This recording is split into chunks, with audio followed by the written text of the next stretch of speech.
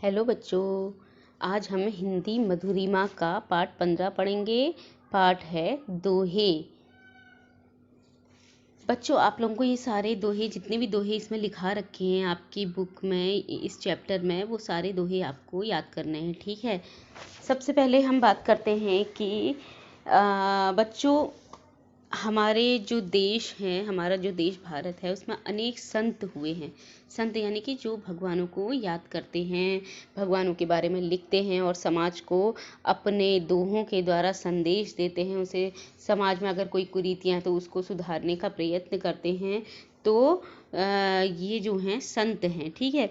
तो अनेक संत हुए हैं, जैसे कबीरदास, रहीम और भी कई संत ऐसे हुए हैं जिन्होंने कि बहुत ढेर सारी दोहे लिखे हुए हैं।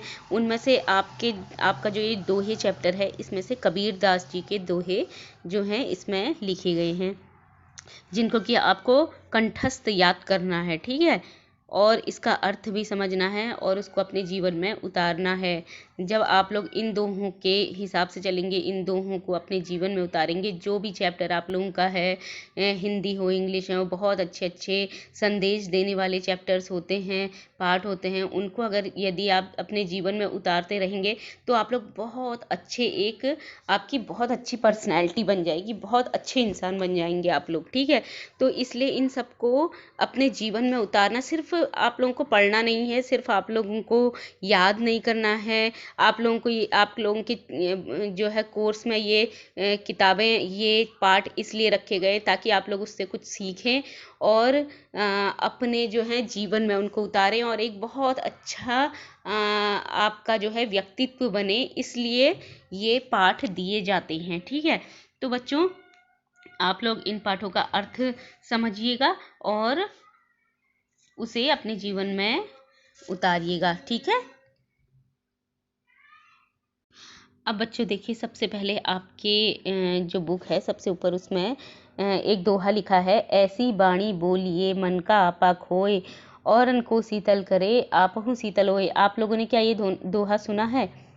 इस दोहे में क्या कहा गया है बच्चों कि अपने मन का जो अहंकार है, हमारे जो मन का अहंकार, बच्चों जो हमारे मन का अहंकार है, उसको हमको निकाल कर जो है अपना हृदय साफ सुथरा रखना चाहिए और हमें ऐसी वचन बोलने चाहिए, ऐसी वाणी बोलनी चाहिए जिससे कि हमें अपने आप को तो अच्छा लगे और उससे दूसरों को भी खुशी मिले, अपना जिसको सुनकर दूसरों को खुशी मिले। ऐसे हम लोगों को वचन बोलने चाहिए, ऐसी बातें हमें बोलनी चाहिए। ऐसी बातें नहीं बोलनी चाहिए कि जिससे कि हमको खुद भी दुख हो और दूसरों को भी हम दुखी करें, क्योंकि एक वाणी, वचन जो है एक ऐसी चीज़ होती है जिससे कि कोई भी व्यक्ति दूसरों को जो है खुशी दे सकता है, दुख दे सकता है। वाणी एक ऐसी जो है चीज़ है। ठीक है बच्चों, अब जानते हैं कि इस पाठ में क्या है। भारत के संतों ने अपनी वाणी से नैतिकता की जो बात सिखाई, उनका जनमानस पर अत्यंत गहरा प्रभाव पड़ा। कबीर के दोहों में प्रतिदिन के व्यवहार की बुरी बातों को अत्यंत प्रभावी ढंग से वर्णित किया गया है। प्रस्तुत पाठ में ऐसे ही कुछ दोहों का संकलन है। वैसे तो कबीरदास जी के बहुत से दोहे हैं बच्चों, लेकिन इसमें आपकी जो बुक है, जो आपका ये चैप्टर है, इसमें कुछ ही 4-5 दोहे जो हैं दिए गए हैं। ठीक है। 6-7 दोहे दिए गए हैं, तो उनको ही हम पढ़ेंगे और उसका अर्थ जानेंगे। अब हम थोड़ा सा कबीरदास जी के बारे में पढ़ लेते हैं कि कबीरदास जी कौन थे, उनका जन्म कब हुआ। ठीक है। भक्त कवियों में कबीर का नाम आदर से लिया जाता है। इनका जन्म काशी में सन 1398 में पूर्णिमा के दिन हुआ था। कहाँ हुआ था इनका जन्म? काशी में हुआ था। कब हुआ था? पूर्णिमा के दिन 1398 में हुआ था। ये चल रहा है 2000। ठीक है। 1947 में हमारा देश आज़ाद हुआ था, उससे भी 1398 का है। ठीक है। तो उस दिन क्या था? पूर्णिमा था, पूर्णिमा के दिन हुआ था। एक जुलाहा परिवार में इनका पालन पोषण हुआ। कबीर शिक्षित न होते हुए भी बहुत विद्वान थे। कबीरदास जी जो है शिक्षित नहीं थे, और उसके बावजूद भी वो बहुत ज़्यादा विद्वान थे। उन्होंने अपनी बातें इतनी सरल भाषा में कही हैं कि सुनने वाले पर गहरा प्रभाव डालती हैं।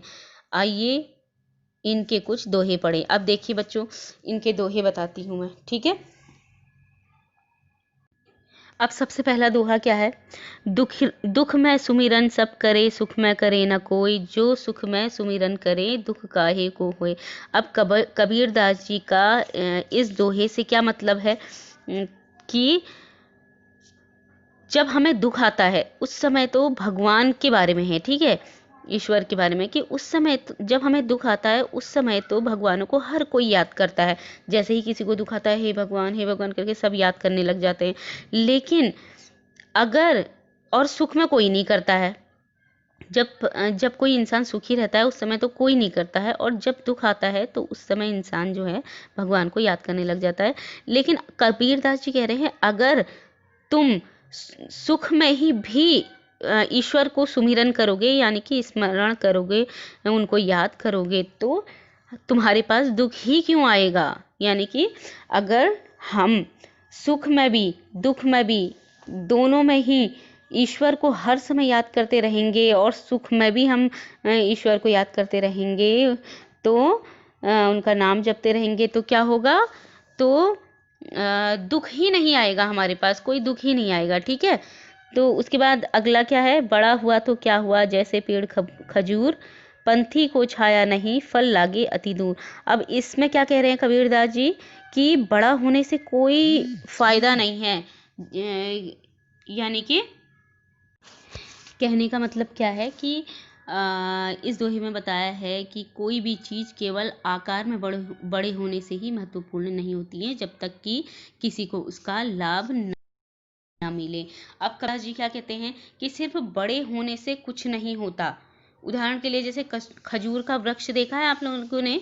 खजूर का पेड़ जो बहुत बड़ा होता है, इतना बड़ा होता है, उसके इतना बड़ा होने के बावजूद भी उससे किसी भी यात्री को, जो आने जाने वाले लोग होते हैं, उन लोगों को ना ही तो धूप मिलती है, ना छाया, धूप के समय छाया मिलती है, और ना ही उसका जो फल है उसको कोई आसानी से तोड़ सकता है और अपनी भूख मिटा सकता है। जब बहुत ज़्यादा मशक्क़त करनी पड़ेगी तब जाके जो है हर कोई खजूर नहीं तोड़ सकता है, ठीक है। तो कहने का मतलब ये है कि बड़े होने से ही कोई लाभ नहीं है। अगर हम दूसरों की जो है मदद ना करें, दूसरों को लाभ ना पहुंचा सके, तो हमारे बड़े होने का कोई मतलब नहीं है, ठीक है। उसके बाद फिर अगला जो दोहा है वो है, काली करे सो आज करे सो अब, पल में परलय होएगी, बहुरी करेगा कब। ये भी बहुत अच्छा दोहा है। तो कबीरदास जी का इस दोहे में कहने का मतलब यह है कि बच्चों, कि जैसे हम कहते हैं कि अरे हम तो कल पढ़ लेंगे, हम तो इस काम को चलो कल कर लेंगे, आज नहीं करते हैं, रहने दो, कल कर लेंगे, कल कर लेंगे। कई चीज़ें ऐसी होती हैं जो कि हमें आज करने का मन नहीं होता। आप लोग के ही मैं कहती हूँ कि आप लोग भी ऐसे ही करते होंगे, जब पढ़ाई का टाइम आता है तो नहीं आज नहीं, हम कल कर लेंगे, ठीक है, हम कल कर लेंगे, ऐसे ऐसे कहते हैं। और कोई भी इम्पोर्टेंट जो कार्य होते हैं हम लोगों के जीवन से जो रिलेटेड होते हैं, वो काम जो होते हैं, हम कहते हैं कि हम कल कर लेंगे। तो कबीरदास जी इसी बात पे कह रहे हैं कि काल करे सो आज कर, आज करे सो अब कबीरदास जी क्या कह रहे हैं कि जो काम कल करने वाला है उसको आज ही कर लो, और जो आज करने वाला काम है, जिसको तुम सोच रहे हो कि मैं आज कर लूँगा, तो उसको अभी करो, क्योंकि पल में परलय होएगी, बहुरी करेगा कब। अब कबीरदास जी कहते हैं, प्रलय का मतलब है प्रलय या विनाश, यानी कि कभी भी हम मर सकते हैं, कभी भी कुछ भी हो सकता है, तो उसका वह कार्य तो फिर रह जाएगा। तो इसलिए जो तुम्हारा काम है उसको कब करेगा, अगर प्रलय आ जाएगा तो यानी कि अगर तू नहीं रहेगा या कुछ भी हो जाएगा तो उसके बाद वह काम नहीं हो पाएगा। तो इसलिए क्या करना चाहिए हमें, तो काल करे सो आज कर, आज करे सो अब, तो हमें वह कार्य पहले ही अपने टाइम पे कर लेना चाहिए, ठीक है। उसके बाद है, सांझ बराबर तप नहीं, झूठ बराबर पाप, जाके हृदय सांझ है, ताके हृदय आप। अब भगवान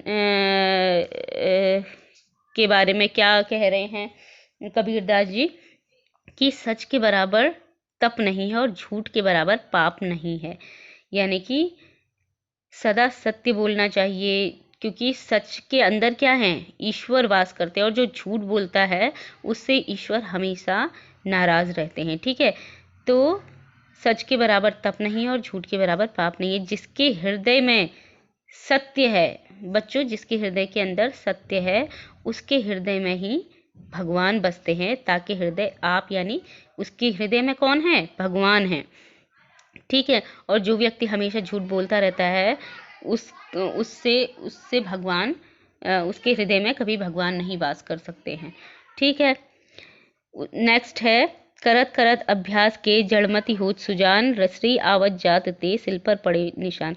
अब बच्चों ये भी एक विद्यार्थी से रिलेटेड बहुत अच्छा जो है उन्होंने कबीरदास जी ने दोहा दिया है कि जिस प्रकार से एक रस्सी के यानी कि करत करत अभ्यास के जड़मति होत सुजान, यानी कि अगर हम बार बार किसी चीज़ का अभ्यास करते हैं तो कोई जड़ हो, मूर्ख हो, वो भी क्या बन जाता है, होशियार बन जाता है।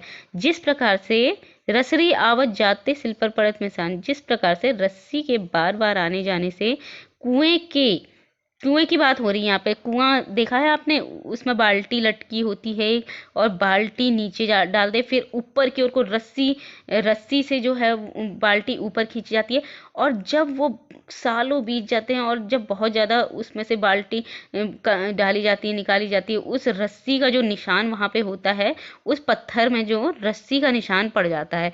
ठीक है, आपने कोई भी चीज़ देखी होगी, कोई चीज़ बार बार घिस घिस के वहाँ पे क्या होता है वहाँ पे कि बार बार कोई चीज़ करने पर वहाँ पे निशान पड़ जाता है। ठीक है, तो उसी प्रकार से जब मूर्ख व्यक्ति बार बार अभ्यास करता है किसी चीज़ का, तो वो भी क्या करता है, कुशलता प्राप्त कर लेता है, यानी उसे भी आने लग जाती हैं चीज़ें। तो कहने का तात्पर्य है कि निरंतर अभ्यास के द्वारा कुछ भी सीखा जा सकता है बच्चों। ठीक है, तो इस पाठ से हमें क्या संदेश मिलता है, इन दोहों में कहीं ईश्वर की महत्ता है तो कहीं अभ्यास व पर सेवा पर बल दिया गया है। तो कहीं पर तो ईश्वर की महत्ता को बताया गया है और कहीं पर अभ्यास और दूसरों की सेवा पर बल दिया गया है बच्चों। ठीक है, तो ऐसी बच्चों कोई वस्तु नहीं है जो अभ्यास करने पर दुष्कर हो। ठीक है, यानी कि अगर हम किसी भी चीज़ का बार बार अभ्यास करते हैं, अगर हमें नहीं आ रही है कोई चीज़, उसको हम हर समय देखें, उसके बारे में सोचे, बार बार उसको पढ़े तो वो हमें फिर चुटकियों में आने लग जाएगी और बहुत सरल लगेगी। ठीक है, तो आप लोग भी अपने जीवन में इन सारे दोहों को उतारिएगा और इन दोहों को बिल्कुल कंठस्थ कर लीजिएगा। मैं आप लोगों से पूछूंगी तब। अब इसी चैप्टर के साथ यहाँ पे समाप्त करती हूँ, मिलते हैं अगले चैप्टर में, तब तक के लिए गुड बाय।